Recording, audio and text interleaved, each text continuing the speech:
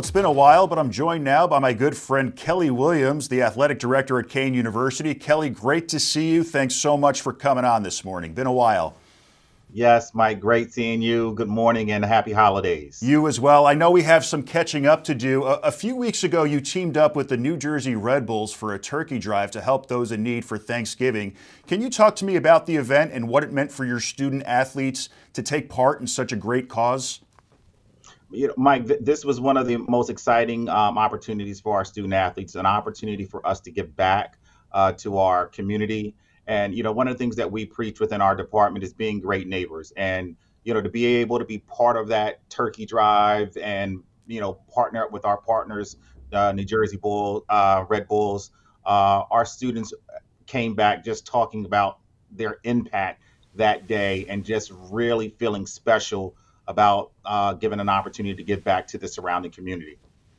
Now, you guys recently teamed up with the NFL. What was the goal behind this partnership? Wow, Mike. I mean, when you talk about being able to sit down and have conversations on behalf of your students and your student athletes with the NFL, we're very intentional in trying to create opportunities for our student athletes to enhance their resume, to find ways on how they can break into the NFL or other professional organizations. So for us to sit down and have these conversations about possible internship opportunities, possible community service support with the NFL and partnering up with them, and more importantly, making sure that from a career point of view that a lot of our students, and including our women, that they know that there's an opportunity with them to join a professional organization like the NFL. So a lot of that conversation was really driven about creating opportunities and creating moments that really stand out for our student athletes across the board. So we were extremely excited about that.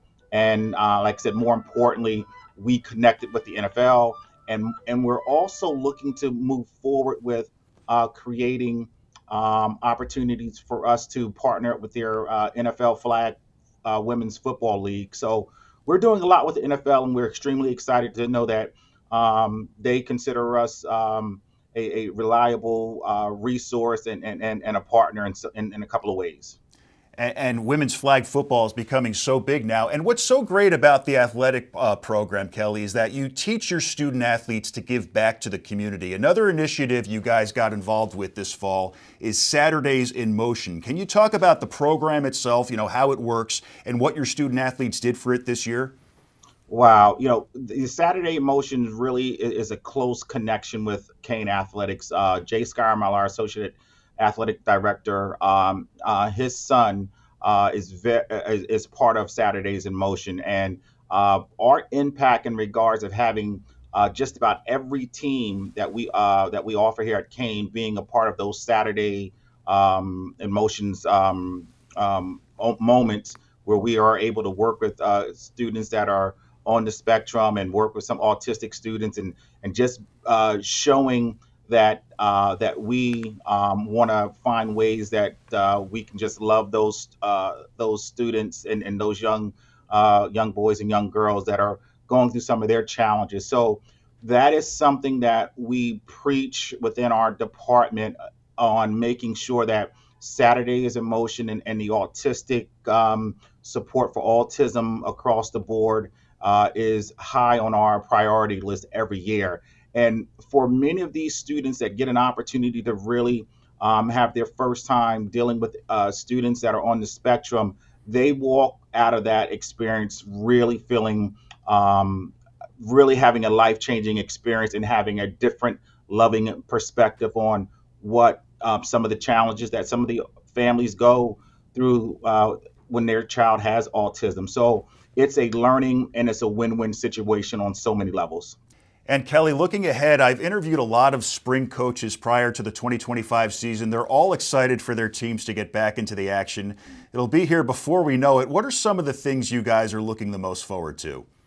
Wow, Mike, I'm so excited about the upcoming year for our spring sports and seeing our student athletes perform.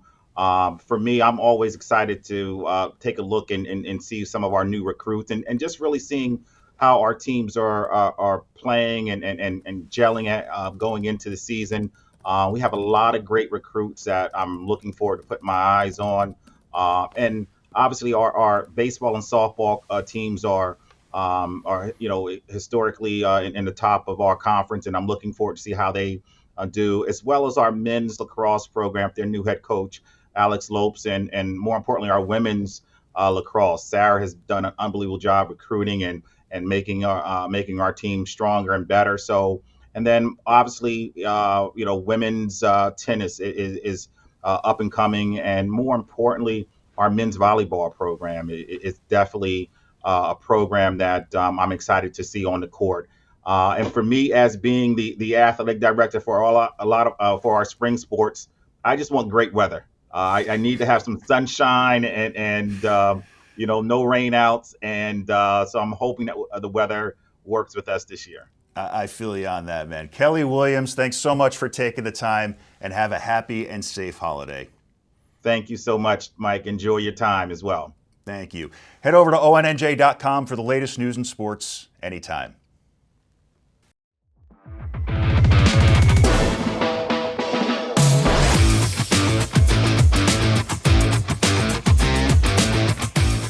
Renowned New Jersey sports artist James Fiorentino just took part in the Philly Baseball Cards and Sports Memorabilia Show to showcase his work, and he joins me now to talk all about it. James, welcome back, and thanks for coming on this morning. Oh, thanks so much for having me. I appreciate it. It's our pleasure. So first off, talk to me about the show and how you got involved, because I know you've been doing this for a few years now. Yeah, it's actually interesting, and it's a New Jersey connection here. So the show's actually been around since the '70s. So I think possibly the oldest trading card baseball card show in the country, still going. And you get a lot of obviously Philadelphia fans, but a lot of people from New Jersey have been going for many years. Ironically, the owner Joe Drellick, I met when I was actually in high school, and he's got a pretty cool story where he was basically at the town next to me and ended up buying the baseball card store in high school that I used to go into right around when I was really starting first, some of my bigger sports art projects. And Joe owns the show now. So it's a pretty cool thing all these years later for us reconnecting and being able to show up to, meet a lot of fans and showcase the book and the artwork. So yeah, it's been a lot of fun. It's a great reconnection. Now, the highlight for you personally was the unveiling of your new book, The Art of Baseball Watercolors of James Fiorentino. What inspired you to put together a book like this, and how much work went into it, dare I ask? So, yeah, that's a great question. So I guess the interesting answer would be 30 years, 30 years of doing this really. So a lot of people, when they were looking through the book and they, see me with Mantle and Williams and DiMaggio, they can't believe it and certainly think I'm much older than I am. So yeah, I mean, I worked on the book for 2 years. I really thought that when I'm doing so many interviews and I have all these amazing stories going back to those players and on the field with Yankees and really a lot of the legendary guys though, at a very young age, I thought it'd be really cool to put those paintings in a book with stories. There's just a lot of amazing stories I feel like I have that go well beyond anyone, painting sports. And it's sort of a tribute to my parents and my family and everything that's happened over the last 30 years, all really great positive things. So I'm sort of excited to get the story out to people who don't know it, and then obviously the people who've known me for many years. Now, other than the book, what were some of your other pieces that were on display? Yeah, I have a really cool collection. There's only one where I'm recreating the greatest trading cards of all time at a large scale. You can see the Babe Ruth behind me as an example. Really fun project. And, I've worked on a lot of cards for Topps and Upper Deck over the years. I think the painting that the people probably gravitated towards the most was actually a piece I did over 20 years ago, probably like in my mid-20s. That piece at the time was basically the greatest winners, which was like Montana and Jeter and Ali and Michael Jordan and Tiger at the time. And the coolest thing was I had the opportunity to have Jordan sign it, Muhammad Ali, and a few of the other guys. So I think a lot of collectors were pretty excited about seeing those guys autographing that original. So I feel like that got a lot of buzz at the show from fans. So basically, all the guys that appeared on Wheaties boxes over the years. Yeah, exactly. And obviously things have changed over the years, but these guys, having the opportunity to be around them and obviously sign original art is very cool. And to look back now, even for me to think back, I can't believe I did that like almost 24 years ago. I mean, that even for me is kind of the cool thing about it. And it's a great accomplishment. Now, I know one of the highlights of the show was that they had giveaways. Can you talk about what some of those giveaways were and how the fans were able to receive them? Yeah, so some people were receiving my book. I was doing a sketchbook. Sometimes in the book, I'll actually do like which people really loved, an original sketch. And so while I was there, I was doing some sketches of players so people could see me basically drawing, live there. And then the show in itself does a lot of incredible things, some of which will include my artwork, where I'll donate art that raises money for local charities. It's just a wonderful event. I mean, for me, it's like one of those things that you can come out, the whole family can come out, enjoy a show. There's athletes, there's players, you're meeting artists like myself. So, yeah, it's a real good experience. Now, which of your art pieces did people seem the most drawn to? No pun intended. Yeah, I think in general, most people can't believe that it's watercolor, all the paintings. I think at a show like that, you do get a lot of people that really, really get into the baseball card side of it. So I think like the Babe Ruth behind me, a lot of there's only one project. An Honest Wagner I had there displayed. I think people really, really, can't believe that these cards that are now, as many of you know, have gone up into the millions of dollars, the actual cards. So for them to see an original painting I did at a large scale of the card, and it looks so realistic. People get really excited by that. Now, the event itself has been going on for a while now. How was this year different than in years past? Yeah, I think the hobby in general in the last 4 years has really exploded. I see a lot more families, a lot younger kids really getting into it, which I love. Um, it's just become a bigger and better show. There were a lot of incredible athletes there. So, I mean, there are big names from, Dr. J and Allen Iverson to baseball Hall of Famers. So I love seeing, honestly, though, families coming out, really enjoying it with their parents, meeting other kids that are into the hobby. Again, some of these kids coming up to me, I've had a lot of kids who love to draw. So I think overall you're seeing the show was packed with people for all 3 days. So that's just a great sign for everything that's going on in it. Yeah, it shows that you're an inspiration too. Now, I know the show had a lot of sports memorabilia, and I know you're a collector. Was there anything there that caught your eye, obviously, other than your work? Well, that's the problem. Half the time I don't want to be at my booth. I want to walk around and spend money. So, yeah, I'm a vintage guy. As a kid growing up, I collected baseball cards, trading cards, and loved it. But I'm more into the vintage stuff. I think the fact that I had been around the guys like Yogi and DiMaggio and Mantle and Williams and Musial, I gravitate towards that. When I see the cards from the 40s and the 50s and a lot of these cards that were painted also, and I was actually lucky enough, actually it was another New Jersey artist who painted some of the original 53 Topps cards. He was a Shore guy. And so when I see a lot of that, that's very personal to me, and that's what I like to collect. So yeah, it's a bad problem because there's too many things I want there. It's tough, but you're sharing your passion. James Fiorentino, thanks so much, and have a great holiday, my friend. Thank you. Appreciate it.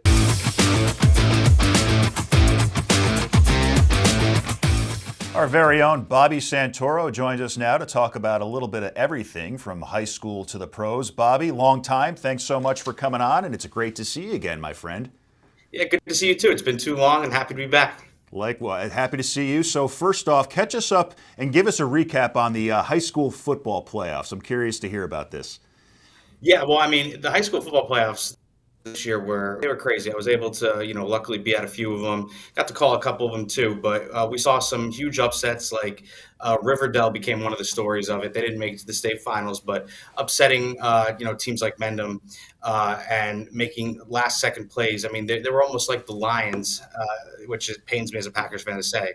But in two games in a row, they actually were. They scored a touchdown to what would have tied the game, but they went for two both times and wound up getting it.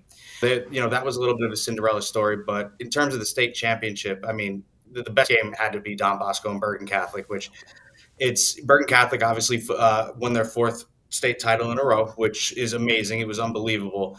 And just for that, they pulled away at the end. But that first half, Don Bosco was sticking with them, hanging in there. There were big turnovers, big runs, everything you could ask for. And it was certainly just, I mean, it was a heck of a high school football season. And it's a shame that it's over, but now we're on to winter sports. Well, I'm glad you segued because they are already underway, winter sports. Can you give us some early observations on both hockey and basketball? Yeah. So, well, hockey is wide open. I mean, we've seen some upsets. Like, we've seen teams like, in the co-op division, which are, multiple schools have one team all in one, like Kinnelon and that group of teams. They've been able to, upset teams like Mendham, who normally have been good at hockey as well. Randolph is still a powerhouse as they were last year. They have a lot of their players coming back. They've been, they haven't lost yet. They haven't really been tested too much yet. In terms of that. And then basketball really just got underway this past weekend. And I was actually at the Roxbury Randolph game, calling that game. And for a team, I mean, Randolph wound up winning the game by 2, and they have incredible players. But the story was on the Roxbury side. You had his name is Will Maribe. He has, you can look at it online.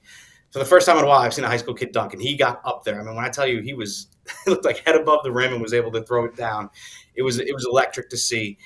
So Roxbury, a team that really hasn't thrived in basketball much lately, with a new coach now, they looked good. They have a freshman. Double check. Yeah, it's Evan Morgan. So a freshman playing on varsity. He came off the bench and had 15 points off the bench. I don't believe he missed a shot. Was hitting threes, hitting twos. Looked almost like, to me, like Joe Johnson, with the way he was kind of like with finesse and shooting the ball. So basketball's back. It's, obviously there's no Dylan Harper to watch this year, but that's at Rutgers, obviously, so it's always fun. But it's exciting to see that, and as the winter goes on, we'll certainly get a feel for what teams stand out.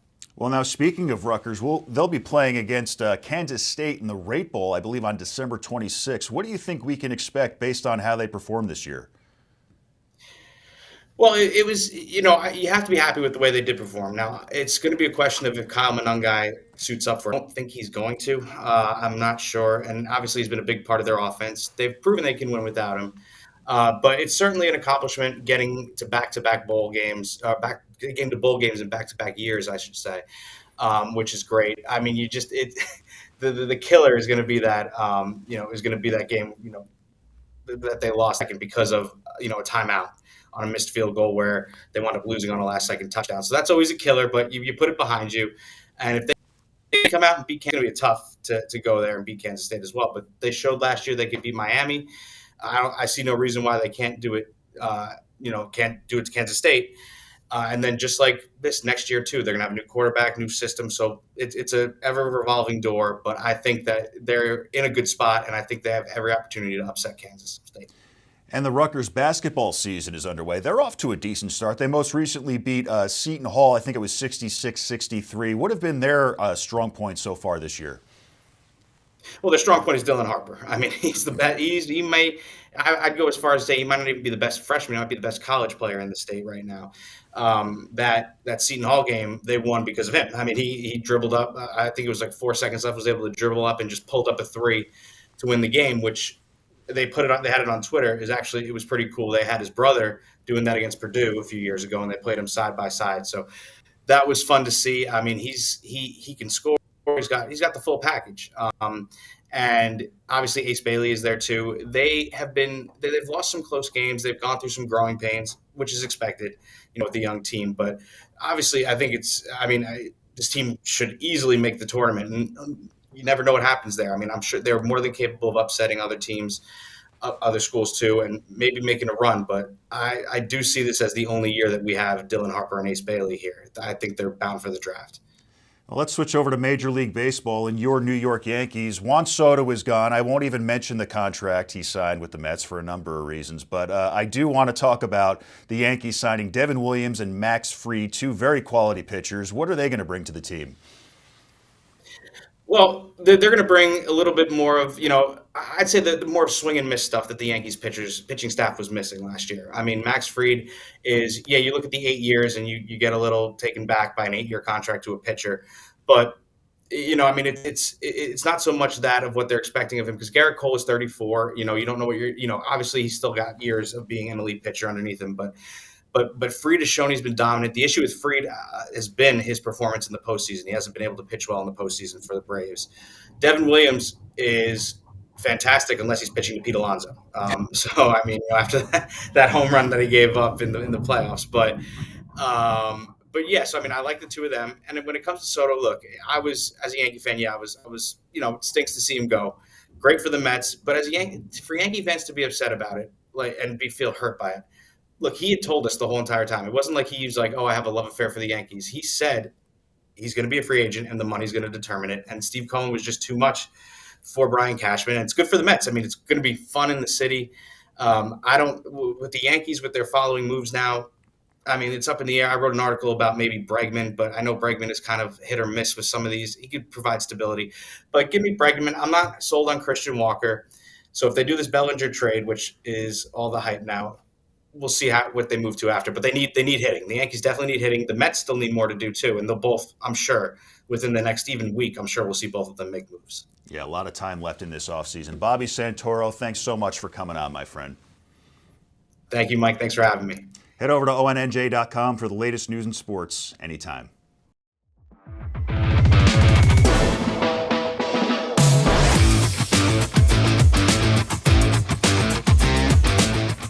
Tony Sorrentino is currently an assistant wide receivers coach with the Minnesota Vikings, but his roots are right here in the Garden State. When he's not focused on his players' performance on the field, he puts his heart and soul into spreading awareness about a little-known condition called Angelman Syndrome.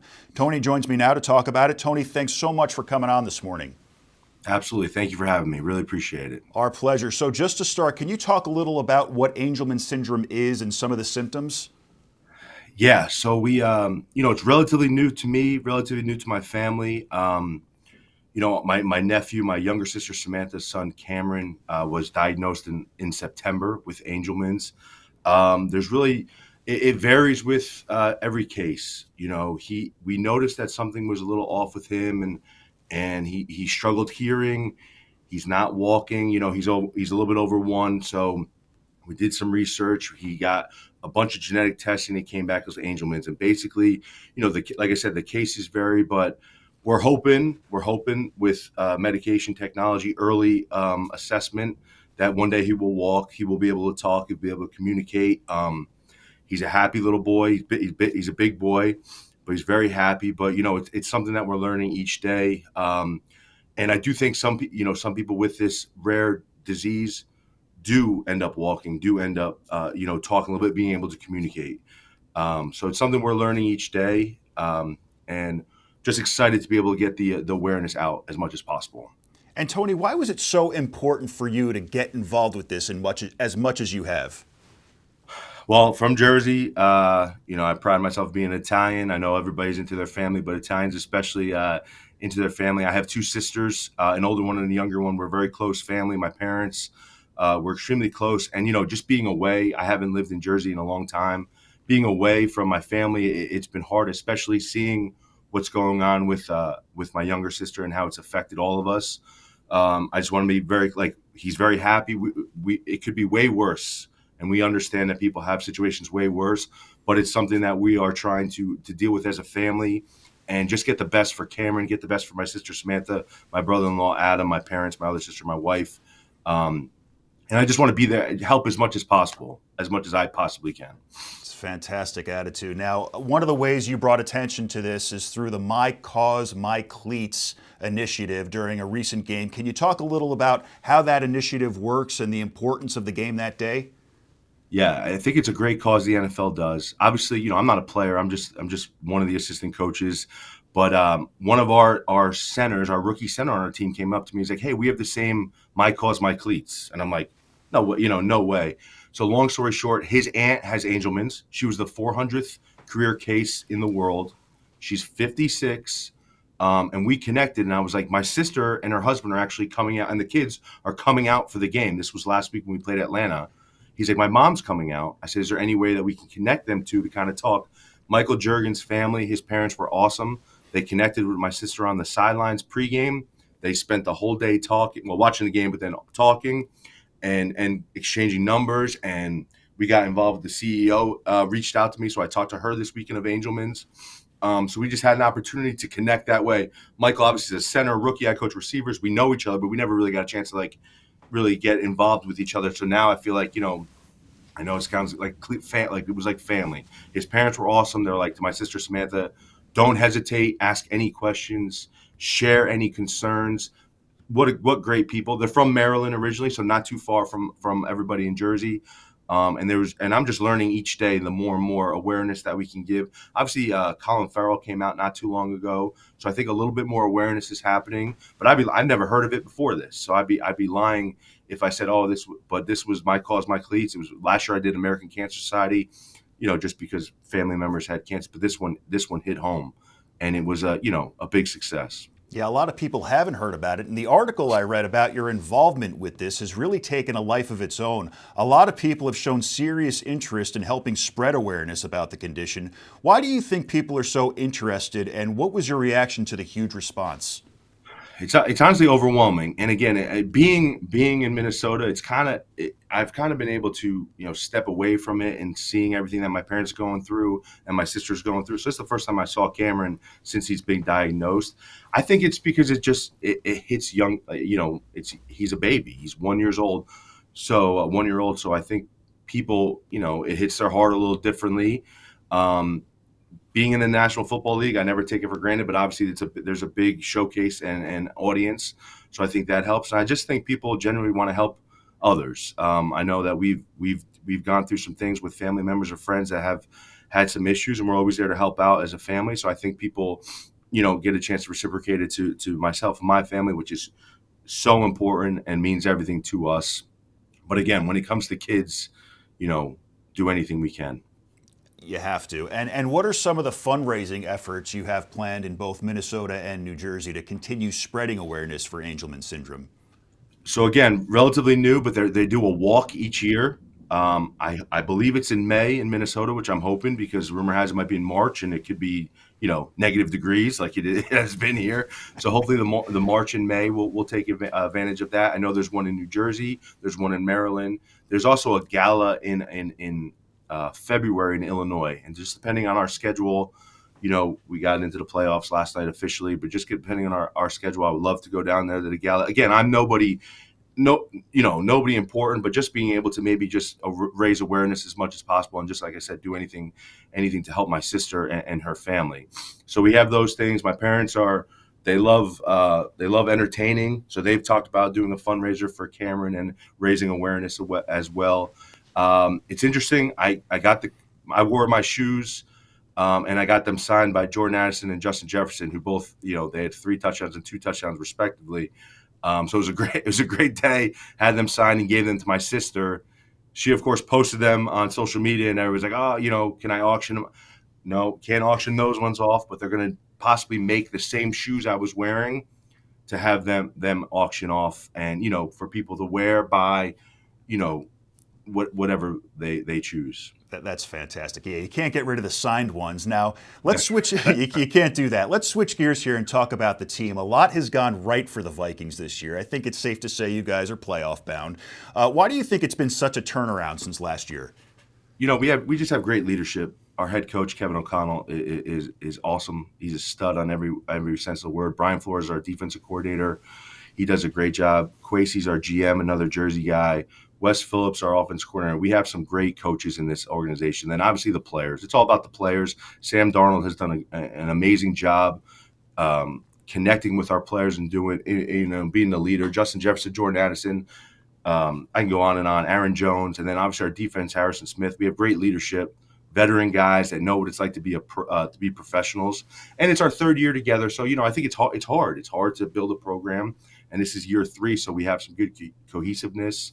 And like I said, leadership at the top and great players. It takes time. Now, one last thing. I hear your dad is getting inducted into the Hanover Park Hall of Fame in March. Can you talk about how much of an inspiration he's been to you over the years? Yeah, that's a great question. I mean, that also hits home. Again, family is everything for me. The only reason I'm a football coach is because my dad. I saw his relationship and how he was motivated and loved competing at Hanover Park from a young age. They won a state championship in 1990, and honestly, I was 7, but I remember that's the first time I remember football. I can't remember the '89 year at all. I said all the time. Maybe if we won the states then, but so I remember from then. I just saw the relationships he had, the excitement, the joy, and ever since then, I mean, I played as long as I could. Played 4 years in college, and that was it. And I just knew I wanted to be a coach, just because I love relationships. I love people. I love learning from people. I love being able to influence and influence others.